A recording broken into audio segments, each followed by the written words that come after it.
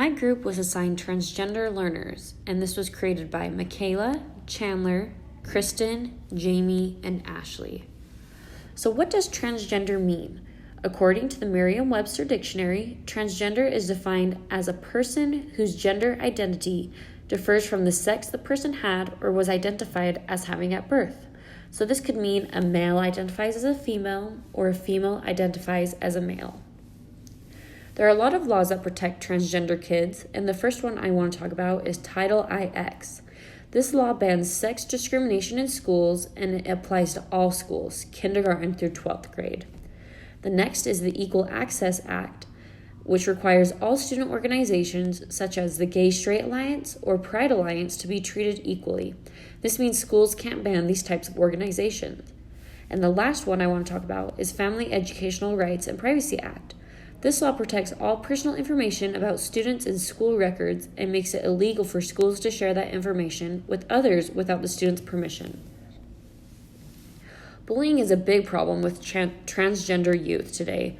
75% of transgender youth feel unsafe in school, which results to lower grades, GPA, and high absences. School officials that don't agree with the child's change may single them out and refuse to respect their gender, and that refuses them to let them go on field trips, school activities, etc. 59% of transgender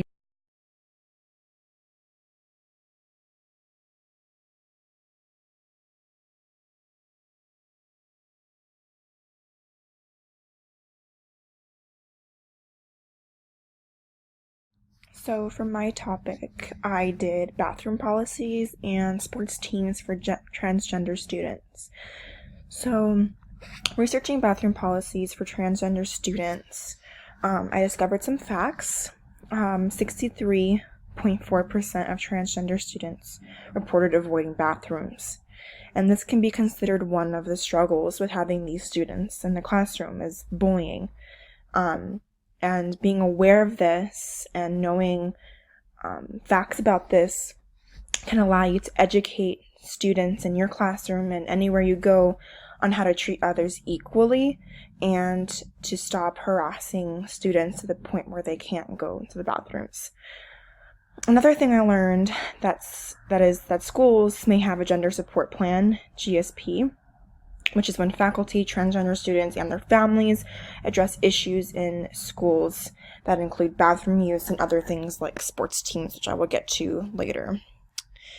These are meant for schools to create an environment that helps these students feel safe and have good experiences in the school. It turns out nearly 70% of transgender survey respondents reported verbal harassment, and 9% reported a physical assault in gender-segregated bathrooms. So again, this would be crucial to teach your students in your classrooms. K through 12, regardless, everyone needs to be treated the same, and bullying is not acceptable. So that is just one example of what they can bring to the classroom is their diversity. You know, they are open-minded, they're kind, they bring joy to the classroom, and I think that's really important. And at the bottom here, I addressed some rights that transgender students have, like the Equal Access Right or FERPA and the First Amendment, and these protect the students to use school bathrooms. Next, I discussed sports teams and transgender students in sports teams. So it turns out that the Connecticut Interscholastic Athletic Conference has a policy that does allow transgender females to compete in girls' sports without hormone treatment. This does spark some controversy sometimes. And then on the other hand, the NCAA and the Olympic Committee require transgender women to receive hormone treatment for at least a year and be tested for testosterone levels. So you can see when it comes to this, there are a lot of differences, and there are differences in type of treatments and different rules and what different places allow for people to compete in different ways.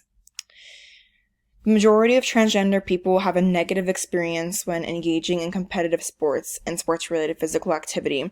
This, again, has to do with the bullying and harassment, especially in locker rooms. People don't feel safe in locker rooms because, bullying is still prevalent today. It all goes back again to being educated and teaching students young that harassment and bullying is not the way and everyone is still human. And then at the bottom here, I have that 17 states have policies that prohibit participation by transgender student athletes, and 13 states have no standard public policies that guide transgender inclusion in sports. So this just shows that there's still a ways to go for these people to be allowed into playing sports teams and to be accepted. We have made progress, though, I believe, and just through education, through K through 12, kids will know how to accept everybody. Overall, I just think that transgender students bring so much diversity, open-mindedness, into the classroom, and it really helps kids integrate with other groups that they will interact with in their life. And yes, so I enjoyed researching these two topics for the group project. The quotes on the next two slides come from research articles including studies about transgender individuals from the Dixie State Article Database. They all share common information. They have found that people who are transgender are at high risk for suicidal behavior, suicide attempts, and self-harm. The risk is greater in people younger than 21. The second quote says, 41% of the transgender persons in the United States attempted suicide at least once in their life, and 56% of them have discontinued their education at either primary or secondary level. The next quote says, adolescents who have difficulty in terms of bearing their biological gender are particularly in need of family support and support from people in their school environment. I feel like both of these statements should mean something to us as we become teachers. The risk of suicide is higher when these students are young. The last quote suggests action by those who work with these students. The next slide talks about the prevalence of mental health problems. Harassment, violence, and rejection are all factors in suicide attempts. Age is also a factor, as people who are younger tend to be more impulsive.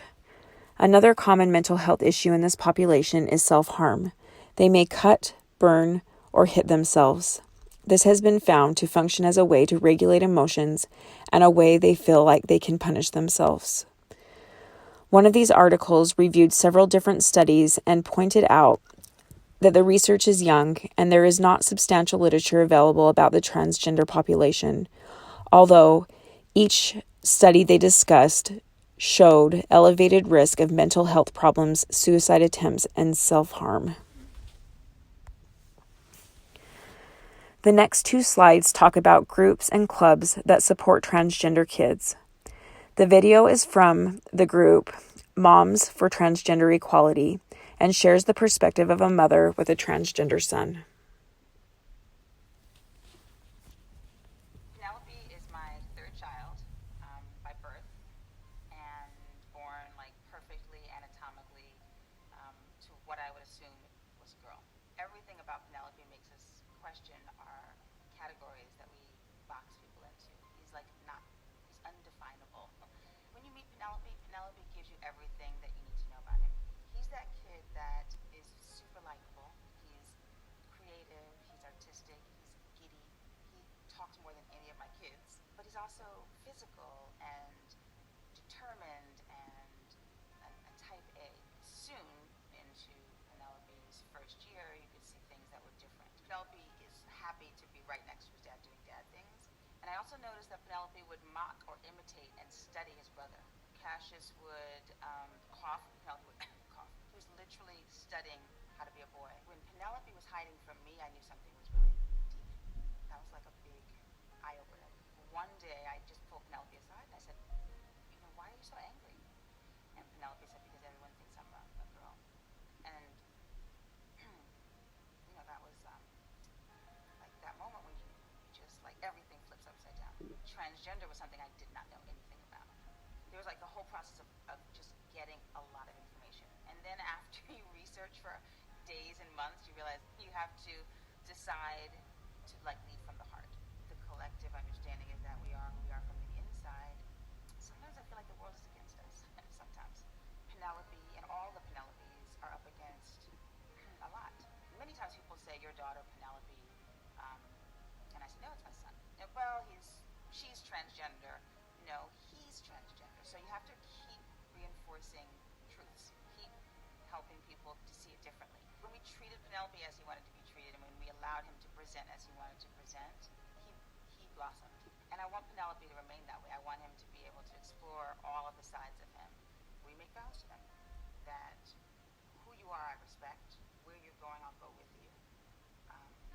And I'll make sure that the world moves out of your way so that you can be you.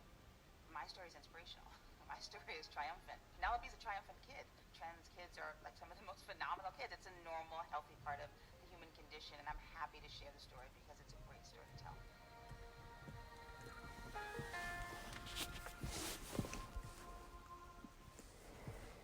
There are also other groups such as Youth and Family Allies, Stand with Trans, and PFLAG. There is a link on the Human Rights Campaign website for these groups under transgender.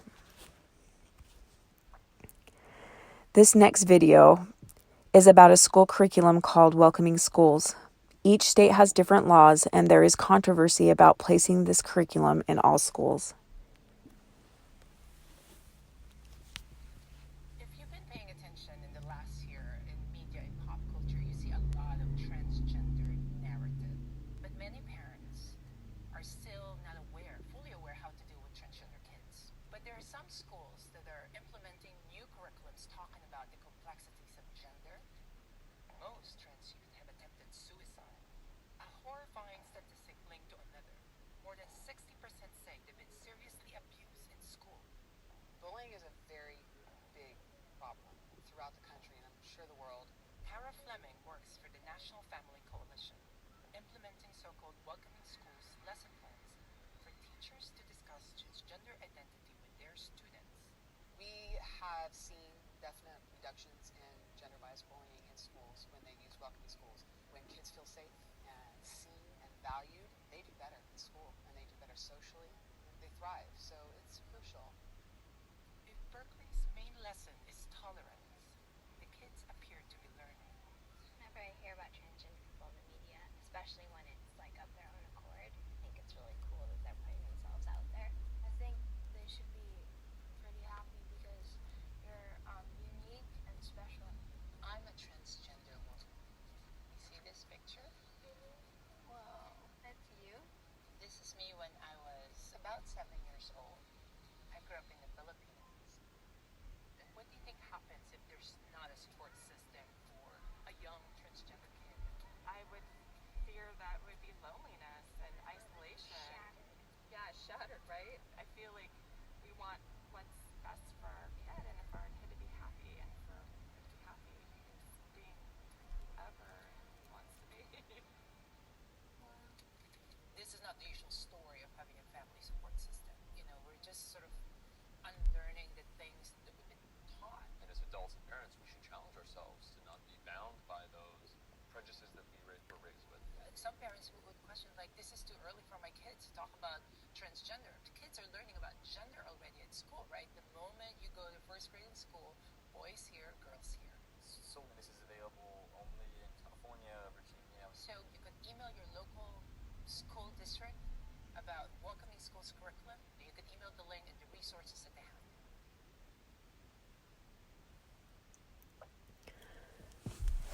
Locally, there is a nonprofit group called Pride of Southern Utah.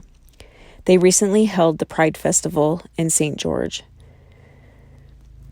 On their website, they have posted their philosophy, which says, "Build a better, stronger, and more cohesive community in Southern Utah, one that feels safe, one that is active, and one that offers information and resources."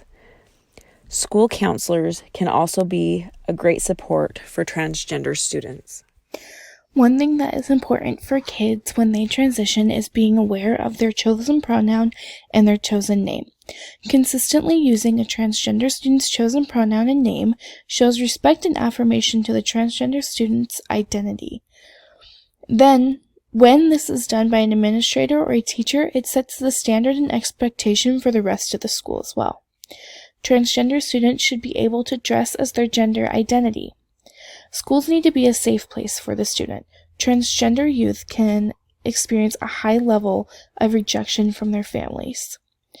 High levels of parental pressure to change an adolescent's gender expression to enforce gender conformity is related to high levels of depression, nearly 4 times greater likelihood of attempted suicide and illegal drug use, and being more than twice as likely to put oneself at risk for HIV. Are younger students aware of what transgender means? Overall, 1.8% of youth identify as transgender. Almost 2% is more than double the previous estimated of 0.7%. And here is a quick video explaining what transgender means. We explain gender and what it means to be transgender. Meet Kayla. Her friend Adam recently came out as transgender, but she's unsure what that means. Adam, happy to explain, lets her know that first she must recognize the difference between gender and sex in order to comprehend what it means to be transgender. Kayla is confused because she thought gender and sex were the same thing, but Adam informs her that they are very different. Sex is what everyone is biologically born as, male, female, or in some cases, intersex. In contrast, gender, which is separate from sexual orientation, is how we express masculinity and femininity.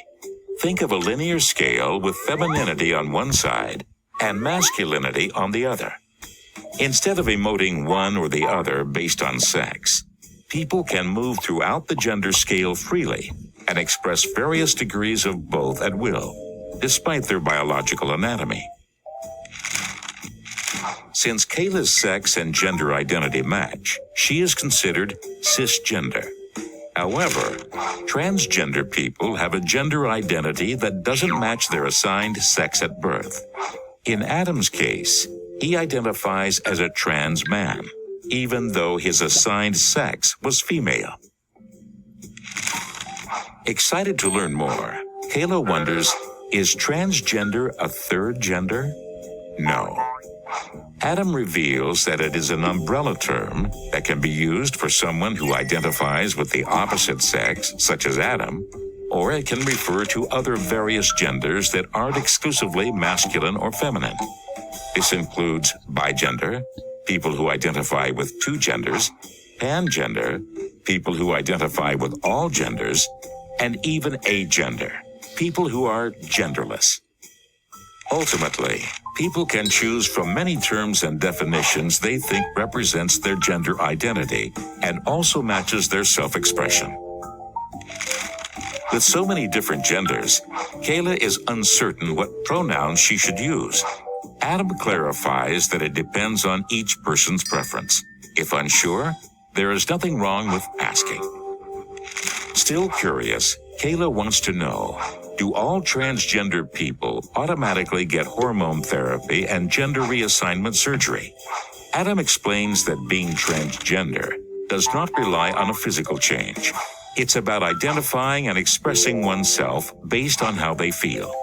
If they do seek medical assistance to transition, then they would be called transsexual. Additionally, Adam tells Kayla that he wants to educate the public about what it means to be transgender in order to fight the consistent discrimination they face. Transgender people have come a long way on the path to acceptance. However, they still have a difficult journey ahead. They must find the strength and confidence to embrace who they are while combating social stigma that can even influence friends and family. Kayla now understands that being transgender doesn't follow the current status quo, but that's okay. She plans to educate her friends and family to help spread awareness.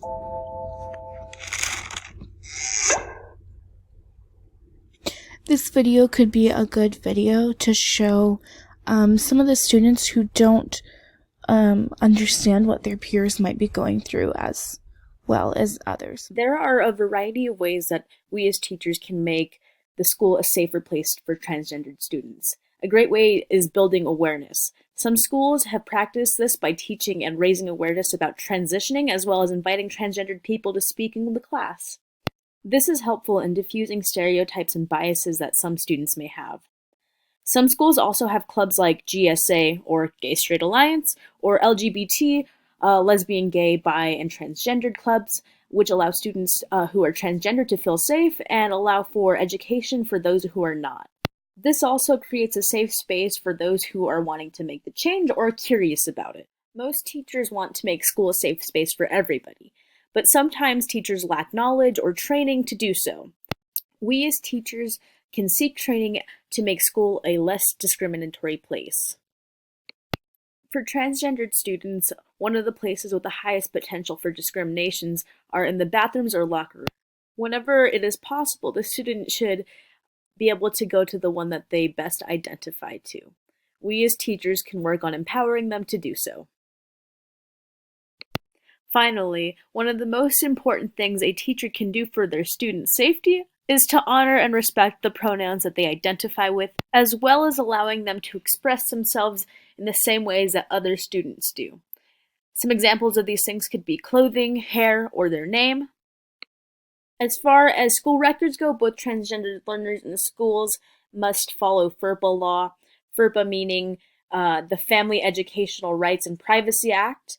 This gives parents certain rights with respect to their children's educational record.